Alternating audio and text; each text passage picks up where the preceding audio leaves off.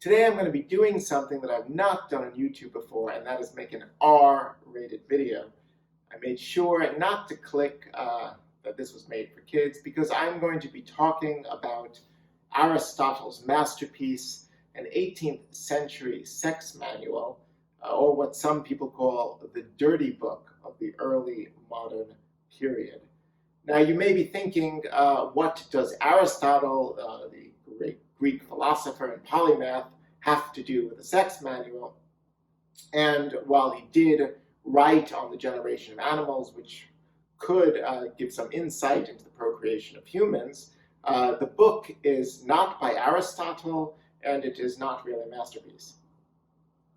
It's part of what people would call pseudo-Aristotelian works, works that are masquerading as having been written by Aristotle, probably to give them some respectability, but also because people of the period certainly admired the ancient Greek philosopher and would have trusted something they believed he wrote.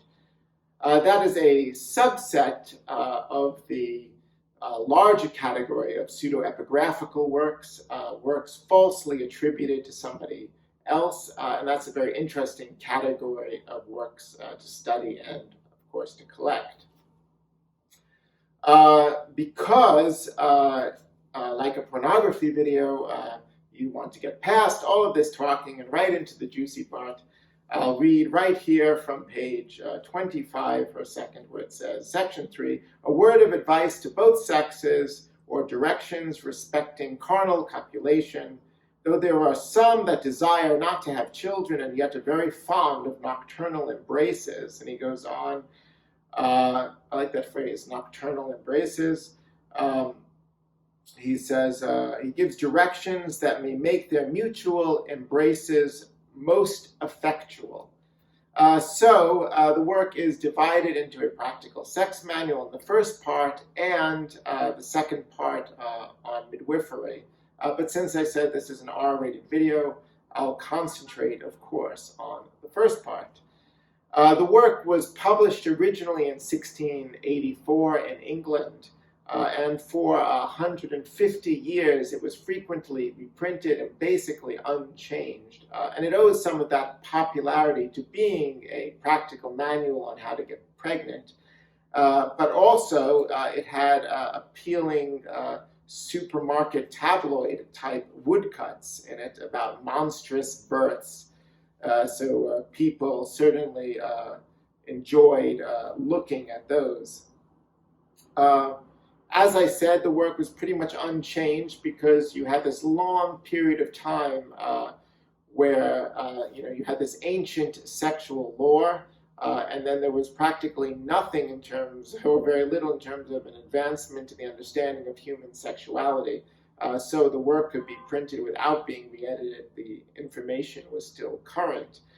Despite its naivety, it was actually more progressive and more modern than a lot of 19th century works by supposedly learned authors that came out with ludicrous theories, for instance, about masturbation causing insanity, or that a woman's menstrual cycle condemned her to intellectual inferiority. So the Puritans were not that hung up on sex as the Victorians. A big plus for the Puritans, and a big minus for the Victorians. It was sort of like, not only are there woodcuts, it was a little bit of like Woodstock. What is interesting about this particular copy is that it was printed in Philadelphia in 1795. So it is an early American copy of the work. It is actually not the first American copy. The first American copy was printed in the 1760s. It was actually printed with a fictitious London imprint, but later was discovered that it was most likely printed in Boston for Zechariah Fowell, and the woodcuts themselves have been attributed to Isaiah Thomas when he was an apprentice, and he himself went on to become a famous colonial printer. They were able to deduce that because when they studied the woodcuts in that particular book and compared them to other contemporary American imprints printed in the 1760s, early 1770s, they could see that they were reused, and therefore it was an American imprint of the period. Speaking of the woodcuts, one thing that's interesting, for instance, about this particular edition is the naivety of the woodcuts. If you look, for instance, at the 18th century English edition of the formation of a child in the womb, it's very clear that there's a child there, whereas if you compare it to this American copy, it is so crudely depicted, it almost looks like a Cubist painting. But it's got its own unique charm about it. 18th century American copies of the book are extremely rare. One of the reasons is it is a utilitarian work. It was used, it was abused, it was tossed out.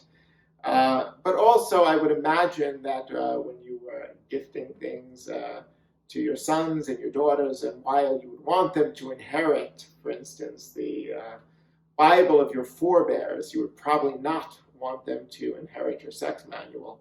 So you toss that aside. In terms of checking its rarity, I like to use a site called First Search, which gives institutional holdings of books. There's a comparable site called worldcat.org, which is free online. First Search is a subscriber database. And when you look there, you can see that there's only one other known copy of this particular edition in libraries, so a very rare book in and of itself. In terms of the condition of the work, it's bound in its rather crude early American boards with string on the spine, but that, despite looking rough, is actually how you want to find early American books in their original state versus later copies that might have been rebound. The pages are toned and brown because of the cheap paper of the period and its acidification over the years, but by modern collecting standards, that's certainly perfectly acceptable, and the book overall is in very good condition. I always like to check auction records. Unfortunately, there are no auction records of 18th century American editions in Rare Book Comp, which is a good database for checking records. There are, of course, a lot of copies of Aristotle's masterpiece in English editions. Some in the 1700s can be bought for a few $100s, a few £100, because I said it was frequently reprinted. Other copies, like the 1684 copy, the first edition in English, got £20,000. I think that's largely because of marketing these days, where you can say you have the rare first edition of the dirty book of the early modern period. There are copies equally rare to this, but printed in England in 1702. For instance, it's a rare early edition that got £2,800. But in terms of pricing this particular edition, it's quite difficult. Americana is a very hot market, and I particularly like it much more than even some of the rare early English editions. But whether it is worth a few $1,000s towards the low end or a considerably higher price really depends upon how well it catalogs, and who the final purchaser is, whether they equally share the passion that I have for the book. So that is my little pornographic episode for you today, and I hope that you will tune in for more episodes, not unfortunately on pornography, but at least on the antiquarian book trade. And don't forget to subscribe.